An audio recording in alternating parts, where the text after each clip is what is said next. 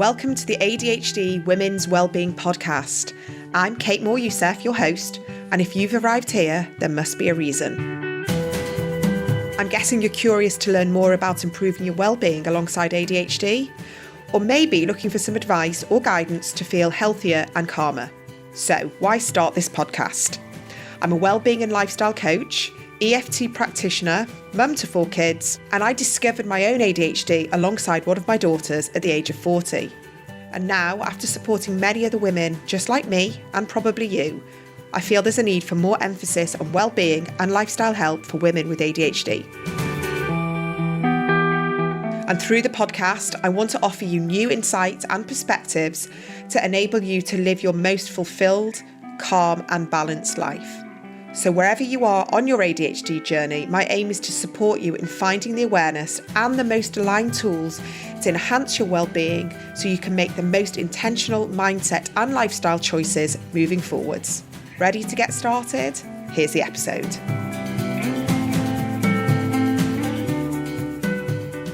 Hi everyone, welcome to the ADHD Women's Wellbeing Podcast. I'm Kate Moore-Youssef, your host, and today's guest is someone that I've actually spoken to in the previous incarnation of my other life. And now that I've started this podcast, I was so excited to be able to invite her on so we can actually delve into ADHD and really talk about what she does to help lots of ADHD women and mothers. So we've got Patricia Sung, and she helps mums with ADHD get their crap together one step at a time, feel confident running their family. And after years of serial entrepreneurship and teaching in middle school, she has uniquely and practically got strategies for building a life that works when your brain is different. So if you're looking for a more theoretical textbook advice, Patricia teaches from a unique viewpoint from her years of effective application in the classroom as well as her own life. Her top-ranked podcast, Motherhood in ADHD, it's fantastic, by the way, is a lighthouse for other mums who have ADHD, reminding us that we are never alone in our struggles. Patricia, I think that's so powerful, is just to have that knowledge that we're not alone and we are all maybe on the same boat, potentially different journeys, but we are experiencing this sort of ADHD journey in lots of similar ways. Thank you so much for coming on the podcast. Thank you. I've been waiting for this for a while. I've been watching you as you transitioned into this new goal and the new vision, and I'm so proud of you. Oh, thank you. Honestly, it's weird because I mentioned just before in the intro, we spoke, I think, when I just had my diagnosis and I was just kind of processing it.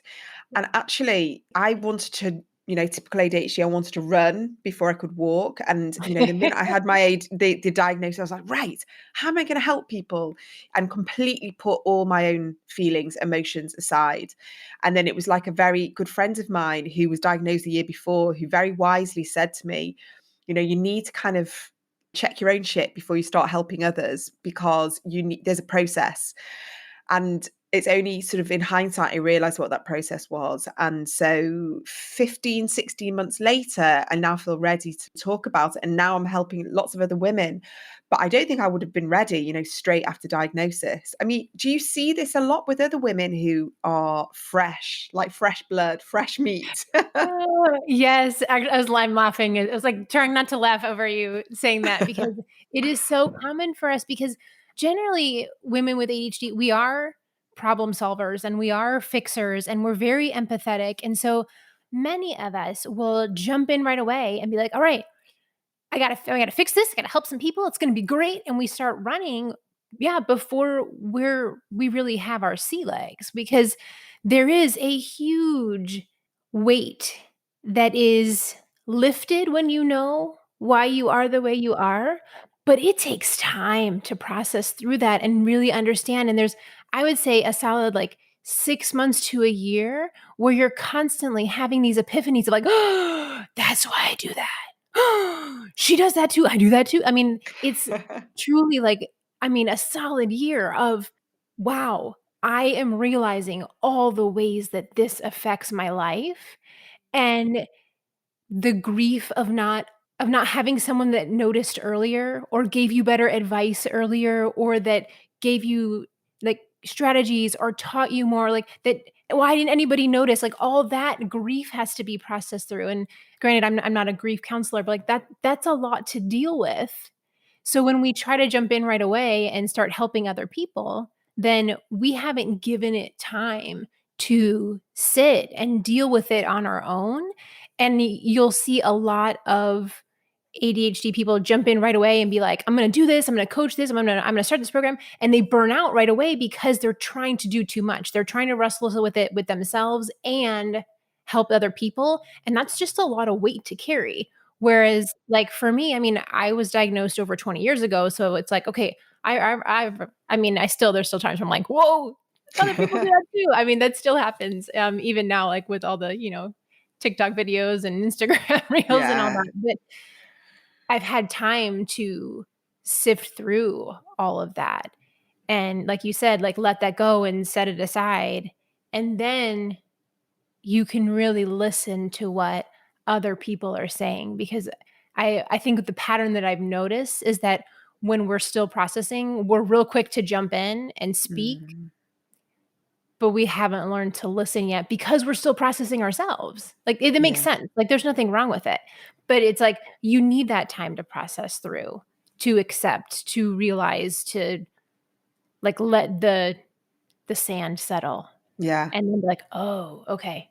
Now I have space to hear other people and to hold their grief as well." Like it's hard to hold other people's grief when you're holding your own grief. Um Yeah. And I see that like in my student community, we meet every Wednesday. We have like a weekly support group. And I leave that meeting every time lifted up and I love it. At the same time, like I've had to learn how to not carry all of that with me because Mm, the other moms are sharing like huge open wounds that they have. And I can't serve them if I'm sifting through my own wounds. It's too much. It's just too yeah. much. It's a very difficult thing to live with, to deal with, and it's hefty and it's all encompassing. Yeah. I think, wanted to go straight in and do that kind of the fixing and the helping. But I was learning so much as well about me. And, from a sort of a light-hearted perspective, like you said, the TikTok videos and Instagram, and you suddenly see all the little quirks that you've done Yeah. all your life and the way your thought process is. It's like, oh my God, wow, there's like other people out there like me. And so we're so lucky to live in this era where a communities are built. Like you have a community, I'm building a community. All of a sudden, you don't feel like the outsider Mhm. or the reject or all the things that you've told yourself. And there's a place to go and there's a place to be seen. But that's also like lifelong stuff that we've been carrying around and internalizing and suppressing and masking. And, it depends like how your life's been as well. It depends how blessed you've been and how many, if you've had trauma or you've, been dealt like a rough card, that the ADHD has been a massive hindrance. Or it's just been there like on, like this sort of presence, like fuzzing around in the background, and you're just not quite sure what it is. And I think that's when you get the diagnosis. And all of a sudden there is, like you mentioned, that grief process. And I presume you get a lot of women who come in potentially in their 50s, 40s, they've got kids, maybe Mhm. some of them have graduated, they're in college and they're sitting at home and they are like, oh my God, like this has been me my whole life. How is that presenting in women, and how, and I guess, what are they emotionally feeling and what are the next steps? Oh, I'm like, "Oh, like I hope I don't start crying." The first one that came to mind when you were explaining like the moms who are already empty nesters is the regret. The if I'd only known sooner, then I would have done a better job being a mom. Like, I would have been a better mom had I known. And me, all of us, and we feel like we were robbed of something along the way because we didn't know. And so there's a lot of regret there and how we would have made different choices had we known or had we had more information or if we had been diagnosed earlier, whether that's as a kid or like at any point that was before now.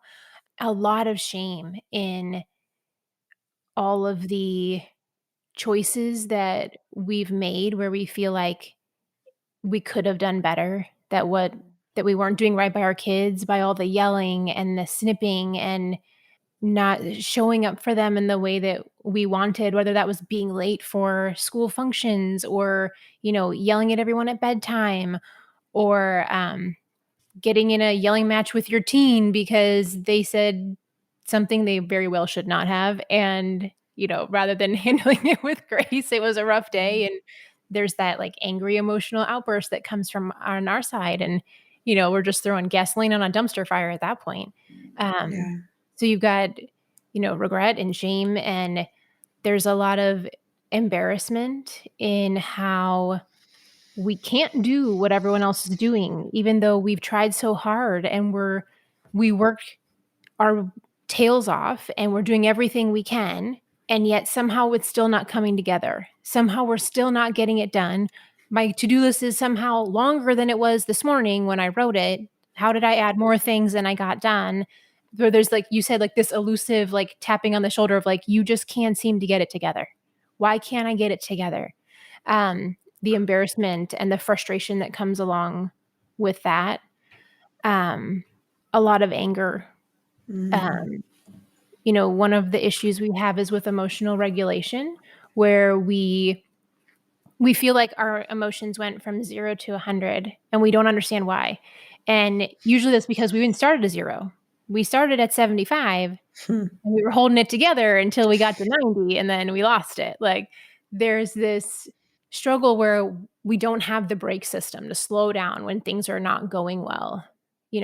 All the sensory input is more irritating and higher level, and we can't seem to control it, is what it feels like. So that anger towards ourselves, whatever person in our family has started pushing buttons, and that always like it falls into the other ones. And then the anger turns into the frustration and the shame and the guilt and the regret. And when you know that this is what it is, you can start to separate that it's a moral failing and that this is how your brain it was created, and that there are strategies that you can put in place and there are ways to do things differently. And having the confidence and the like loving yourself enough to know like it's okay that I do things differently and I don't do them the way that everyone else does, and our family runs differently than other families, and that's okay. Like that's a hard process to work through. And I mean, I'm still working on that for sure. Yeah. Being okay with doing things differently, but knowing that there is a different option out there. When you don't know why you're struggling, you can't put a solution to it.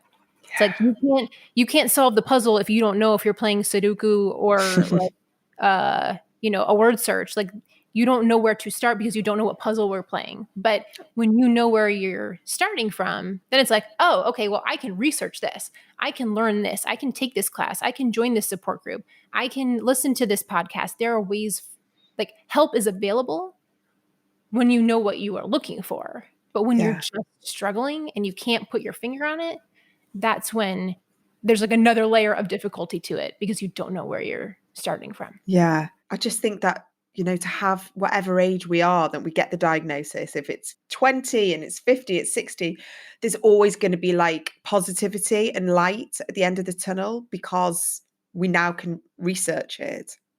So do you find that when you're, maybe several months of people being in the support group of decades flailing in the middle of the ocean, and then they find their little island and they find their tribe and they find their people, how are people, I guess, presenting after several months of knowing they're in a safe community? What's the difference? Like at first I just want to like say yes, like there is that section of time where you feel like everything's worse. I love the book Atomic Habits, and he calls it the Valley of Disappointment, where we think, and like, I apologize. I know some people are not math people, but it's like, we expect our like improvement to just go in a straight diagonal line upward. Like we're just going to keep getting better. And usually what happens is like, it's kind of a curve where like, we kind of like sink down and we're like, I'm working really hard, but it's not getting better. I'm working really hard. It's not getting better. And then finally it starts to get this upward trend. But there's that long time between like recognition and like things actually coming together. And he calls it the valley of disappointment. And it's like, yes, there is, like, I want to speak to the mom who is in the valley of disappointment right now and be like, yes, this is hard. There is a chunk of time where it's like things are not getting better, even though I know what's wrong or I know what I'm dealing with, and still it's not getting better. Like, there is work to be done, and it takes a while to get to the point where you feel like, okay, now we're making progress. Um, but once you hit that point, I mean, oh, to watch other moms come into themselves and say things like, "This has changed my life." Like, I can learn, I can understand the way you teach because you teach to my brain, you speak my language, like, I can actually learn things. Like, there's so many women with ADHD who think they can't learn. They think they can't, like, do school, they can't do math, they can't, because they never got taught in a way that made sense to their brains. It's not because they're stupid, it's not because you don't understand, it's not because you don't try, it's because you were being explained in a way that doesn't make sense to you. So, seeing that light bulb of like, I can do this. I can learn new things. I can, like, watch a video and retain information when it's presented in a way that fits me. Like, that's like that level of confidence boost. It's like such a joy to watch women who think that they're stupid know that they can actually learn something, that they can make changes, to see how their house shifts from less yelling, because now we're not changing our kids, we're changing ourselves. We can recognize, okay, I am touched out. I need a minute. I cannot do this right now. And that like, it is okay for you to be like, and I'm putting this toddler in the playpen. I'm putting my elementary school kid in front of a TV. I'm telling my teenager, go play a video game. I can't talk to you right now. And like hiding in the bathroom for 10 minutes and like pulling it together, like knowing like, that is okay. And to be able to come out and be like, all right, I can do another hour till bedtime. Like, I can make it through. Like, that shift of understanding what are the tools we can put in place to change ourselves so that we can change our families is Mm, mind blowing. yeah. To watch women feel like they can be great moms. Yeah. I think having answers, even if you're going to go into that, the valley of disappointment for a while, is better than not knowing. And I think when we go into that valley of disappointment, and being ADHD, we want everything fast, we want Right everything now, right now, quick. right now. And then having no, and I think the patience to just sit with it, that's hard. I found that really Yes. hard, just sitting and learning and Mhm. recognizing. But then all the little things would come out, with like my mum, and noticing family members and reading and speaking to other women. And that was profound. So I think maybe anyone that's listening now that is getting these realizations, to know that it's okay to have Mhm. space and to breathe. If you're with your kid, go and lock yourself in the bathroom for 10 minutes. I always say, go and do some EFT, go and do some tapping, and Mhm. like just calm yourself down. Go outside in the garden and like take your shoes off and like walk on the grass with no shoes and socks on, and ground yourself. Like little tiny things, because what we're doing, and then we're modeling to our kids that time out is Yeah. acceptable, it's good. Wherever we are, Mhm. whether we're running a huge business or we're mothering, to have time out to breathe and to pause and to recalibrate is a powerful skill to take into life. Sitting in that valley of disappointment is really hard, but also, like, it's a requirement. We have to go through that rough phase to give ourselves time to accumulate the skills that we need to move forward. So, a lot of times we'll be like, "You know what? No thanks. I'm not ready for that, and I'll be over Mm, here, and no thank you." And that's okay if you're in that space of like, I cannot do that right now. At the same time, when you can, we have to get into it, because if we don't start now, we're just pushing the time frame out, because we have to go through that ugly space eventually. mm, So whether we start today or we start in 2 months, where do you want to be 6 months from now? Do you want to be 6 months in, or do you want to wait 2 months and then be 4 months in? It depends. You might need that 2 months right now because life is too much. Mm. But also, we're never ready. Just like you're never ready to have a kid. You're never Yeah. ready to do self-improvement either. So we do have to just get in there and push through, but you Yeah. will get to the other side. Like you said, if the ADHD, like we want it right now, and it feels like forever. Anything that's not now feels very far away. So it feels like we're never going to get better. But it Yeah. does happen. We can get there. I think it's like that saying, isn't it? You can't heal what you don't feel. So Yeah. you have to go through that discomfort, don't you?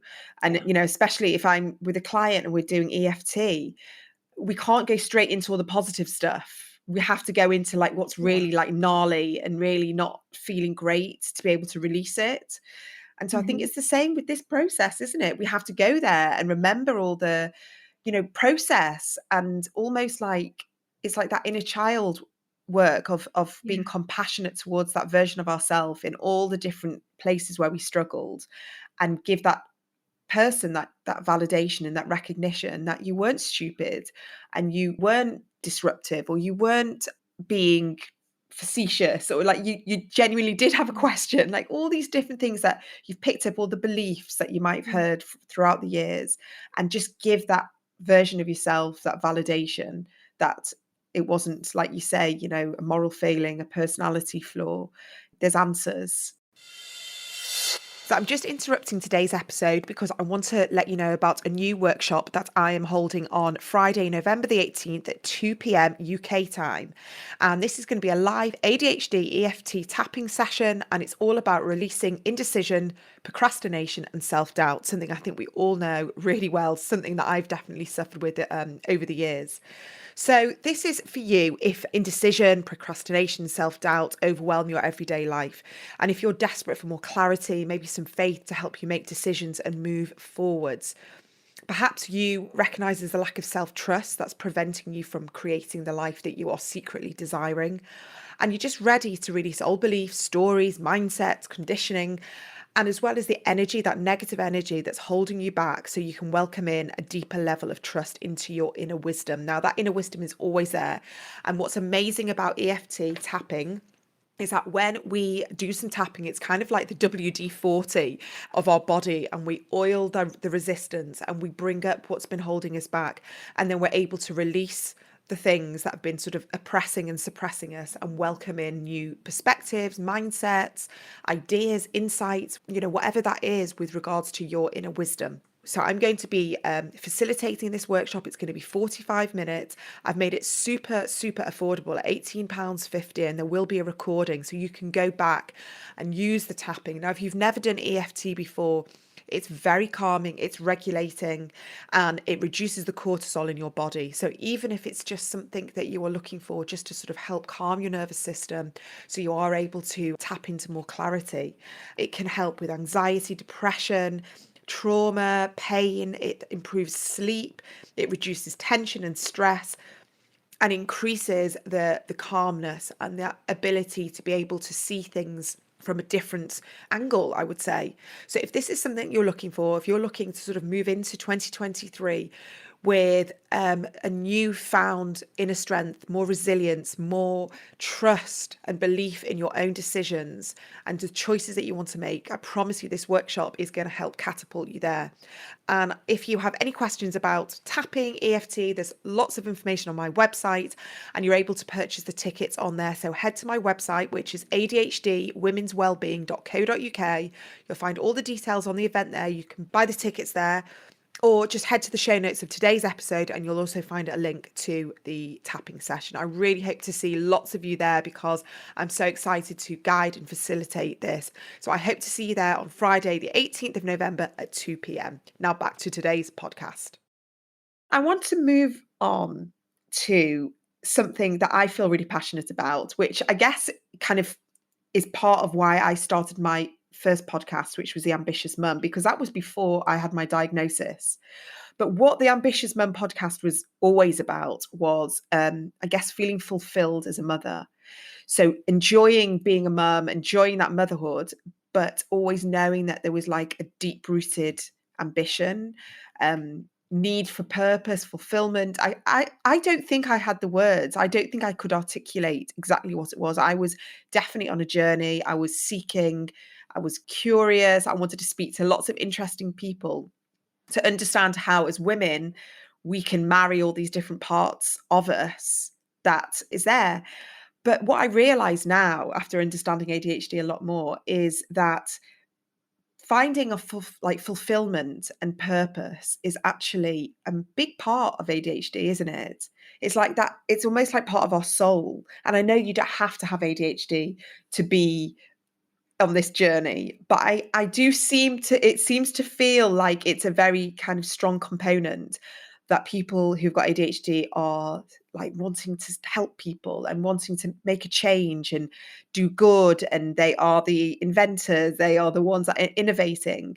And it's this constant, I think I called it like a gravitational pull towards knowing what their purpose is in life.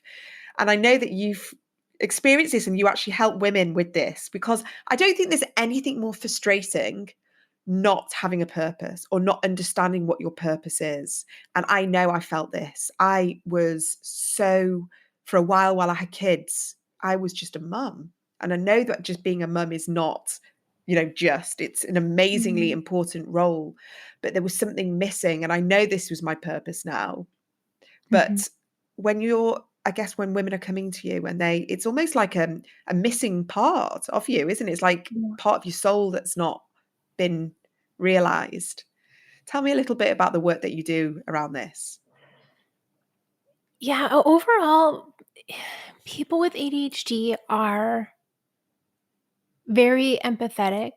We are very aware of other people, even though a lot of times it's interesting because a lot of times we can't put the words to it, but we feel what other people are feeling. We absorb other people's feelings even when we don't want to. We're kinda like sponges where we take on, Mm, like, when the whole family is grumpy, we start getting grumpy even though we were totally fine a couple minutes ago, and that, like, we start to absorb the grumpiness or the anger or, whatever the prevailing emotion is in the people around us. We're very in tune to how others feel and function. And so there is this beautiful sense with a lot of people with ADHD in understanding people and wanting to help, and that sense of justice of like right and wrong. So you have that portion, and then you also have the side of us that we're out of the box thinkers. We see things that other people don't see. We are very good problem solvers. And a lot of times people will be like, well, that's not me. And I'm like, it is with whatever your interest is. Like a lot of times people with ADHD don't give themselves enough credit that you do have gifts and talents and things that you are good at. You just don't see them or you don't perceive them as valuable. You don't perceive your ability to like notice other people's feelings and check in on them as a valuable skill. Like that is a highly valuable skill with like in interacting with humans. Like we need more of that.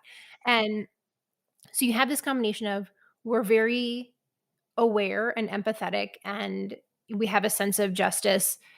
And then the out of the box thinking, when you combine those together, there's usually some kind of purpose that we are drawn to, whether it is, um, like what we're doing where it's like helping people, or it could be like even in like it could be an engineering thing where you can build something that other people can't see or create something that doesn't even really exist, like to come up with a new thing. Like I always say like ADHDers are the ones who are the inventors and the innovators. Like, no regular person gets out their kite in a lightning storm and is like, "Let's see if we can get some electricity." No normal person does that. Like, that's somebody with ADHD who's like, "Hey, you know what we could do? We could build a plane and then send it to the moon. This is gonna happen, guys. It's gonna be great." Like, no regular people think like that. That is yeah. a gift from our like totally out of the box thinking brains. And like people with ADHD are the ones who are pushing the boundaries and connecting the dots that other people don't see. but we usually don't value those things. Like, I mean, it's like, artists in the museum, nobody was hailing Picasso when he was alive. It's not till he's dead that he's in all the museums. Like there's like this in the Yeah. moment, we don't feel appreciated and we don't Yeah. feel like we're making progress. But hindsight's 2020 and people then see the value of, hey, let's build an airplane. I mean, to me, like I'm like most of the people who are pushing outside the box are the ones with ADHD. So, all that being said, is that in general, I would say almost every ADHDer that I've met does have that drive for doing something more. Even when, a lot of times stay-at-home moms get a bad rap, like, okay, you're just quote unquote just staying home. It's like, no, there are some women who have a beautiful gift in how to raise a family Mm. and will invite in all the stray cats of the neighborhood, all the kids who don't have someone to care for them, and they will bring them into their homes and raise up the whole neighborhood in their family. Or posting Instagram videos on like, how do you talk to your kid about like, you know, social justice, or like you may feel like you're like quote unquote just a stay-at-home mom, but that's not to say that what you're doing is not valuable and that you don't have a drive to do something more, Mm. even if it's still in the vein of being a stay-at-home mom. Like there are so many ways that we can fulfill our worth and speak to a bigger purpose right where we are. Yeah. Now, we also might just go out into left field and, decide to invent electricity, but there's this beauty in leaning into that drive that we just seem to have of doing something more. I think that's one of the it's how do I word that? It's like this beautiful gift of ADHD, but if you don't have anywhere to put it, it turns into a huge obstacle, and it eats at you, and it Yeah. reminds you that you're not doing anything with your life and that you're a failure and you're just putzing around doing nothing with all this wasted potential. How many times Correct. have we heard that? So it's like Yeah. I feel like with everything in life, there's the plus and the minus, there's the balance of the good and the bad. And I feel like with ADHD, in my personal and humble experience, is that we experience all of those balances like way more. It's not like we're balancing -1 with +1. We're balancing -10 with +10, or -100 with +100. So there's that a greater variability, but Hmm. you have the potential for both sides. When you're not treated and you don't know what's wrong and you're drinking too many red wines at bedtime, like there is a huge struggle, as opposed to when you figure out how to take care of yourself and you understand how your brain works and you're asking for help and support, and you have like the full treatment plan going on, then you have this um beautiful expression of how your brain is different. But it's very easy to be on the other side Yeah. and falling apart and self-harm and trying to escape your brain and all of that. Like you can go either way, and depending on your past and your background and your trauma, you got a tendency to hit one or the other, which Yeah. is a whole nother can of worms. I don't know if we have time to get into that today, but Yeah. um I But always no, want to say, like, you don't know, you like, yes, it is very hard for some people, and depending on your background, like you were saying earlier, it could be extra hard. So, like, not to discredit that, not to say like, well, if you just tried harder, then you would have this beautiful mm, expression. Like, that's not at all what I'm saying. Like, I'm saying that we have the power to go in both directions, and it is far easier to go down the negative path than it is to do the other one, especially given, your background and your family and your situation. yeah, I think what you're describing is like the inner restlessness and this kind of like motor that doesn't quite ever want to switch off. So Mhm. hence the reason why, people go down the self-medication route, because their brain is just constantly saying, you've not done enough, you've not been productive enough, you should have done more, you could be doing more. And Yeah. It's like, it's just constant. But once you find that thing, whether it is kids, whether it's, charity, whether it's like creativity, exercise, like there has to be somewhere to channel it.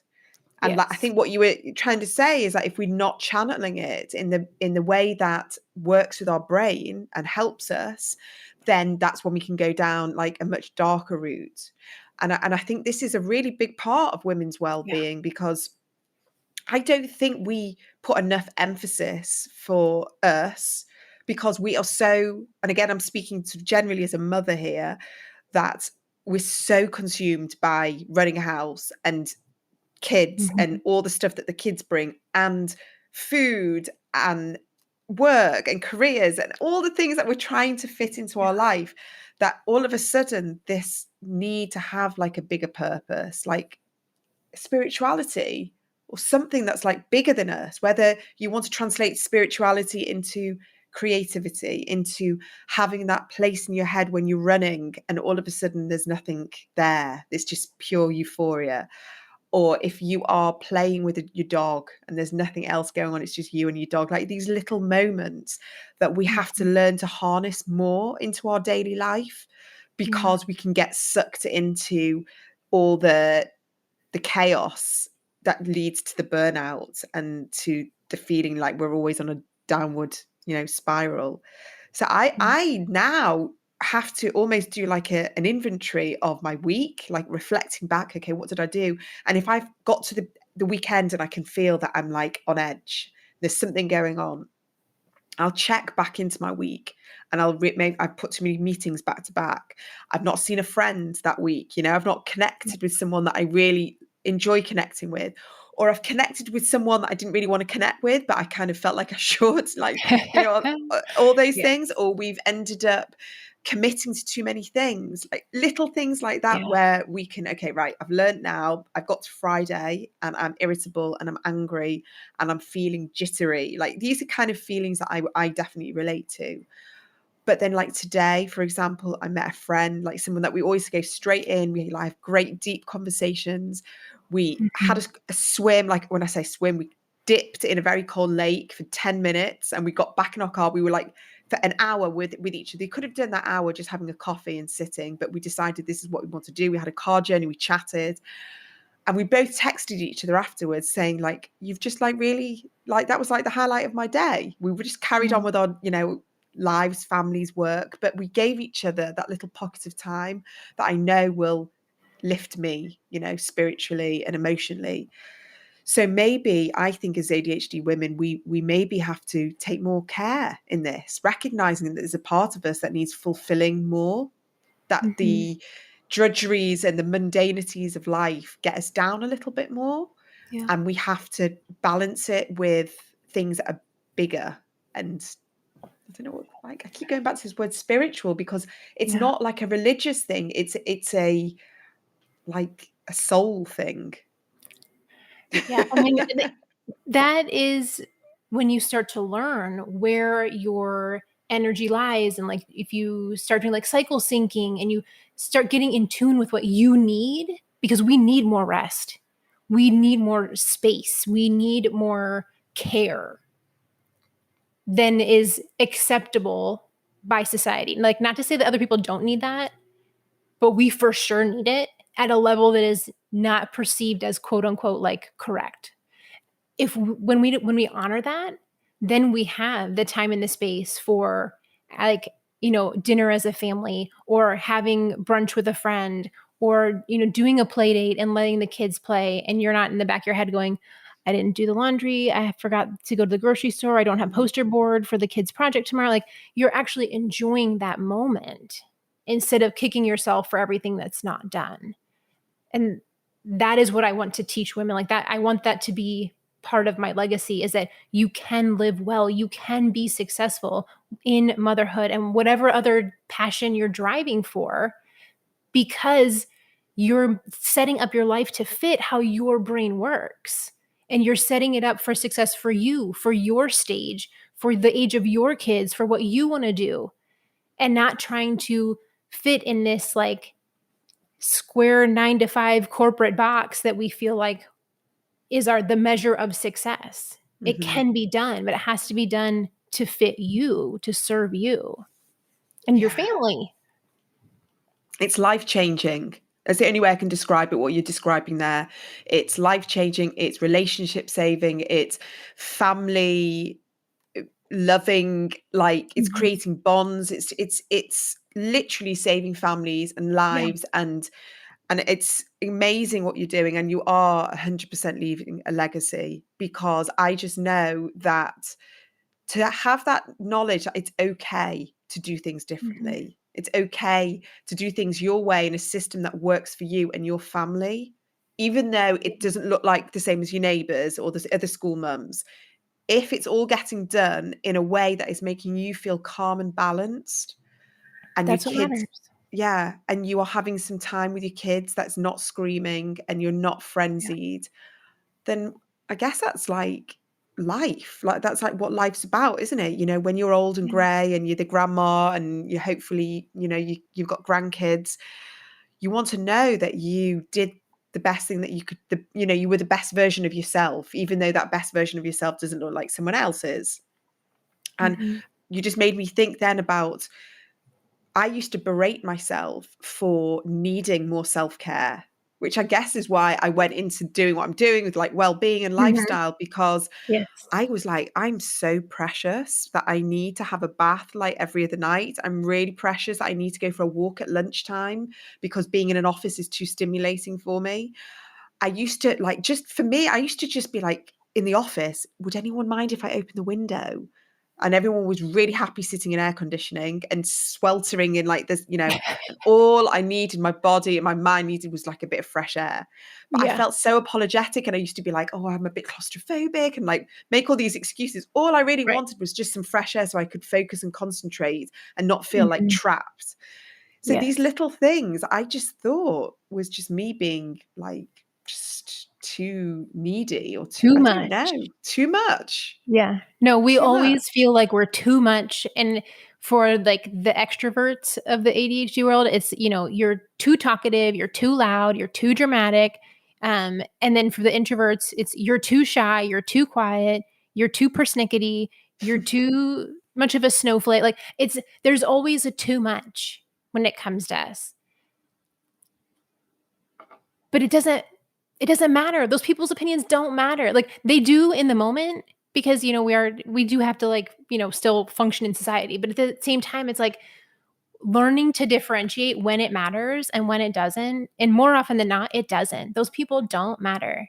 They are not raising your kids, they are not at your house, they are not the ones paying your bills. Like their opinion does not matter. But we have learned over the course of our life, because all growing up we saw things differently, and people kept telling us that that's not how it is. And we learned to distrust ourselves because everyone around us was telling us that we were perceiving things wrong. We were incorrect and we didn't do it right. So we spend all this time thinking that we're wrong. And it's not. It's that we see something different. It's not wrong, but it's different. But to rewrite that story and learn to trust ourselves in what we need and how we function and what our kids need and how our kids function, like that is hard work. There's a lot of trauma there and a lot of grief and a lot of stuff to work through to get to that point. But like, I like just need like a big giant megaphone. Like it is possible. You can get there, but it's a lot of work. Like, but that's why you have people like us here of like, I will cheer you on every day and I will yell at you when you tell me that someone told you like aren't doing enough. And I'm like, you're doing enough. Like they're asking you for something ridiculous. Like you need those people in your life to tell you that you are right and you are worthy and that you are good and like you are seeing something that they don't see, and that's okay. But that to learn that self-trust is like you're literally rewriting 30, 40, 50 years of your life, and it's hard. Yeah. I'm still working on it myself. Me too, absolutely. But I think what you're doing, honestly, Patricia, I could listen to you for ages. Your community is so lucky to have you. And I think what you're doing with the podcast and everything that you are, you're spearheading something that's massive, and there's going to be generations of women that are going to be very grateful for it. So I'm sure lots of people are wondering how they can get in touch with you. How can they work with you? Tell people where to go. In true ADHD fashion, I keep it very simple. Everything is motherhood and ADHD. That's my website, motherhoodandadhd.com. On Facebook and Instagram, it's at motherhood and ADHD. Like, that's the way to find me. That's the name of the podcast. And if you're interested in learning about the classes, they're again, you can find them on my website, but the shortcut is bit.ly/ADHD mama, and it's all lowercase letters. And you can sign up for either daily planning or time management mastery for ADHD moms. And we learn those life skills that we weren't taught as kids, or that were taught to us in a way we didn't understand, so that we can live a life that's fit for our brains and be happy. Yeah. Beautiful. Well, I will make sure it's all on the show notes as well. So to make it even more ADHD friendly, you just can go on and click all the details. Patricia, I'm sure this is not going to be the last of our conversations. I think we'll probably be connecting again very soon. Sure. But thank you so much. That was really insightful. Thank you so much for having me. So that's today's episode done. Did what we talk about resonate with you? I really hope you found some takeaways that may inspire you to make some small changes that enhance your daily life. And if you did find this episode insightful, please do consider sharing it. Knowledge and awareness is power, especially with ADHD. You can also head over to the show's Instagram page, which is ADHD Women's Wellbeing Pod, and join the community that's waiting for you there. And if this episode really did strike a chord, please do consider leaving us a review to enable more people who need to hear these conversations find the show. Thanks so much for joining me today, and see you next time.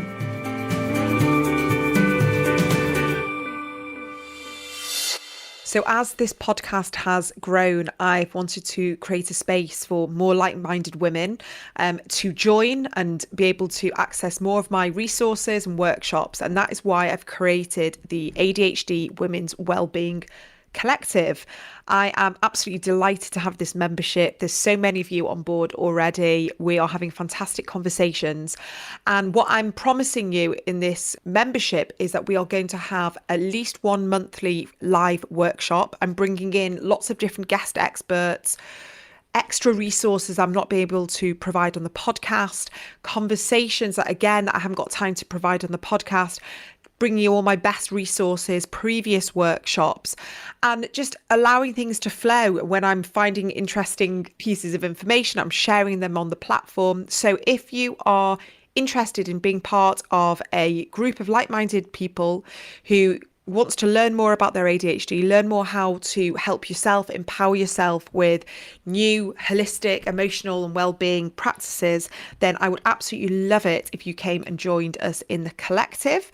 If you're interested, you can come and have a little nosy, come and see what it's all about. I've got information on the show notes of this podcast. If you head to my website, which is coachingbykate.me.uk, or if you go to Patreon and you search up ADHD Women's Wellbeing Collective, you will find all the information there. I've kept it as affordable as possible, so it's much more affordable than one-to-one coaching. And for that, you get to have access to me. I am answering your questions live. I'm able to give you advice and insights and hopefully share some of the tips that I'm getting from working with so many of you.